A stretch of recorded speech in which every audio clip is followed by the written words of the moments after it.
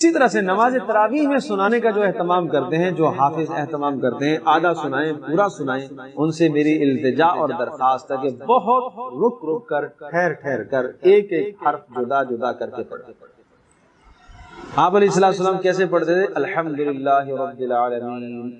الرحمن الرحیم، الگ الگ کر کے آیات کو پڑھتے تھے، مالک یوم الدین الگ الگ پڑھتے تھے۔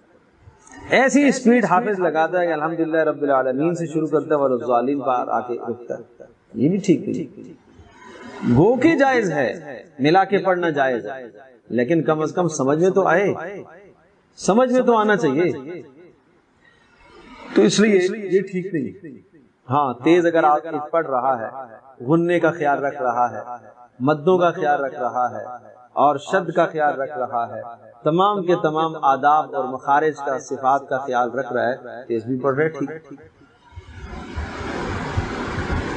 حضرت قاری محمد علی صاحب کا آپ سنیں ذرا قرآن، وہ مل جائے گا آپ کو نیٹ میں، کتنا شاندار قرآن پڑھتے۔ اچھا تیز بھی پڑھ رہے ہیں لیکن غنہ بھی ہے، مد بھی ہے، کسی قسم کی جگہ پر آپ یہ نہیں کہہ سکتے کہ یہاں سے غلط ہو گیا۔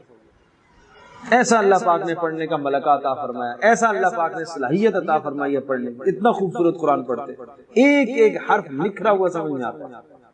نکھرا ہوا ایک ایک حرف سمجھ میں آتا، تو آپ پڑھنے کی کوشش کریں۔ اسی طرح سے حرمین کے جو ائمہ ہیں ان کا آپ قرآن سنیں،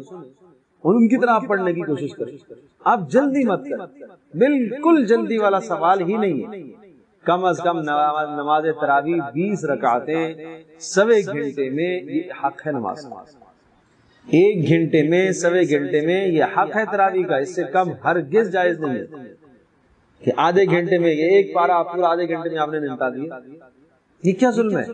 اس جدت کے ساتھ، اس تیزی کے ساتھ، اس رفتار کے ساتھ رکوع میں ایک آدمی جائے اور پیچھے مقتدی کو سبحان ربی العظیم کہنے کا موقع نہ ملے۔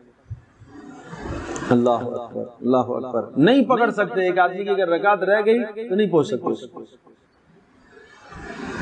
تو یہ ظلم ہے، یہ قرآن کے ساتھ ظلم ہے۔ تحیات بھی پوری نہیں پڑھنے دیتا، ثنا نہیں پڑھنے دیتا، بہت سارے تو ثنا پڑھتے ہی نہیں، اللہ اکبر الحمدللہ رب العالمین سے شروع ہو جاتے، ثنا ہی نہیں پڑھتے۔ اچھا مقتدی بھی ایسے کو چاہتے ہیں جو جلدی نمٹا دے، ارے اللہ کے بندو، ایک ہی تو مہینہ ہے، یہی تو وقت ہے اللہ پاک سے تعلق بنانے کا، اور اس کے لیے قرآن ایک بہترین راستہ ہے۔ کیا آپ جانتے ہیں کہ روزہ رمضان میں جب انسان روزہ رکھتا ہے تو روزے کے ذریعے سے دن کو گناہوں کی صفائی ہوتی ہے، اور قرآن پڑھنے سے، ٹھہر ٹھہر کے پڑھنے سے دل میں نور چڑھتا ہے، نور آتا ہے اس سے۔ لیکن جب آپ آداب سے پڑھیں گے تو اس لیے میری درخواست ہے تمام حفاظ سے کہ بہت ٹھہر ٹھہر کر قرآن پڑھیں، یہ جلدی والا قضیہ آپ ختم کریں۔ جن لوگوں کی عادت ہے جلدی پڑھنے کی، وہ دن کو مشق کریں، آہستہ آہستہ پڑھنے، ٹھہر ٹھہر کر پڑھنے کی مشق کریں، آدھا گھنٹہ بیٹھ کر ایک پاؤ، ایک ربع، آدھا سپارہ دن کو جب آپ نے پڑھنا ہے اور منزل دورانی ہے تو ٹھہر ٹھہر کر پڑھنے کی مشق کریں، بغیر ہلے آپ پڑھنے کی مشق کریں۔ چونکہ بچپن سے عادت ہوتی ہے ہلنے کی یوں ہل رہا ہے، تو جو ہلنے کی عادت ہوتی ہے تو اس روٹین سے ذرا سا آدمی ہٹتا ہے تو غلطیاں شروع ہو جاتی ہیں۔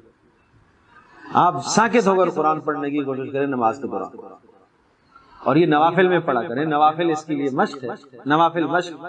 جو سپارہ آپ کو رات کو سنانا ہے، آدھا سنانا ہے، ایک سپارہ سنانا ہے، میری التجا ہے کہ اس ایک سپارے کو کم از کم 3 مرتبہ نمازوں میں لے کے، ساری سنتوں میں، اشراق کی نماز میں، مغرب کے بعد اوابین میں، تراویح سے پہلے آپ اوابین میں کھڑے ہو کے کسی حافظ کو ساتھ، اپنے چھوٹے حافظ کو، بھائی کو، کسی کو کھڑا کر کے آپ اس کو پہلے سنائیں، اس سے آپ کے قرآن میں پختگی آئے گی۔